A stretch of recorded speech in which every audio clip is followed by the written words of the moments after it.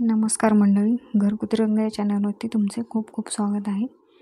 हे बघा, मी गव्हाच्या पिठाचे शंकरपाळे बनवलेले आहेत, व्हॅनिला फ्लेवर, आणि खूपच छान झालेले आहेत. ते एकदम मस्त लेअर आलेले आहेत त्याच्यात आणि बिस्किटासारखे लागत आहेत. ते व्हॅनिला फ्लेवरचे बनवलेले आहेत गव्हाच्या पिठाचे. चला तर मग मी याची तुम्हाला रेसिपी सांगते. मी आता ह्या वाटीनंच सगळं मोजून घेतलेलं आहे.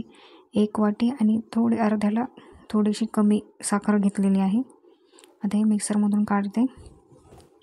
साखर वाटून घेतली. आता त्याच वाटीने मी 5 वाट्या गव्हाचं पीठ घेणार आहे.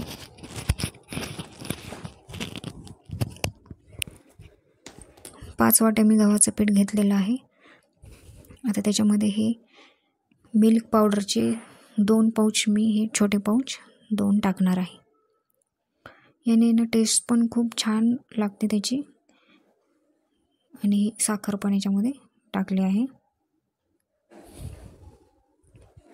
हे चांगलं मिक्स करून घ्यायचं, मिल्क पावडर, पीठ आणि साखर. आता त्याच वाटीमध्ये 1 वाटी अर्ध तेल आणि अर्ध तूप, हे दोन्ही मिक्स मी त्याच्यामध्ये टाकलेलं आहे. तुम्ही पूर्ण तेल किंवा पूर्ण तूपसुद्धा टाकू शकता. मी दोन्ही अर्धा अर्ध टाकलेलं आहे. हे पूर्ण आता मिक्स करून घ्यायचं चांगलं. हे व्हॅनिला इसेन्स आहे, त्याच्यामध्ये मी 10-12 थेंब व्हॅनिला इसेन्स टाकलेले आहेत. हे बघा,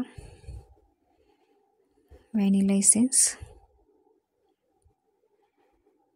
एकदम बिस्किटासारखे छान झाले आहेत हे शंकरपाळे.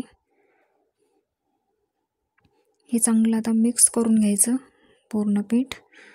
आता हे थंड पाणी टाकून मी ते मळून घेत आहे चांगलं.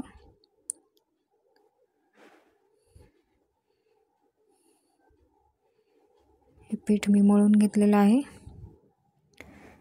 हे बघा, आता मी ह्याचे थोडे थोडे छोटे छोटे गोळे केलेले आहेत आणि ते आता मी अर्ध्या तासासाठी झाकून ठेवणार आहे.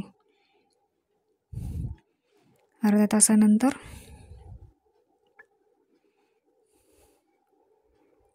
आता ते लाटून घ्यायचं.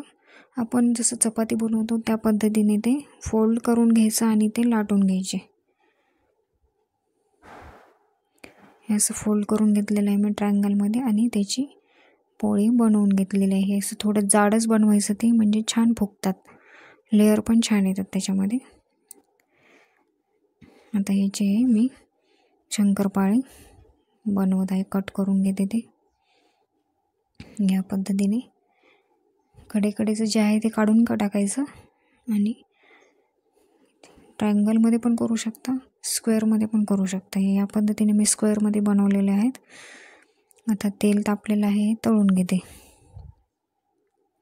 छान असे ब्राऊन कलर होईपर्यंत तळून घ्यायची कमी ज्योतवर. तेल तापून घ्यायचं अगोदर चांगलं, नंतर कमी किंवा मिडियम ज्योतवर पण चालतं तळून घ्यायचं ते. हे बघा, या पद्धतीने खूपच छान झाले होते, खूपच छान झाले आहेत.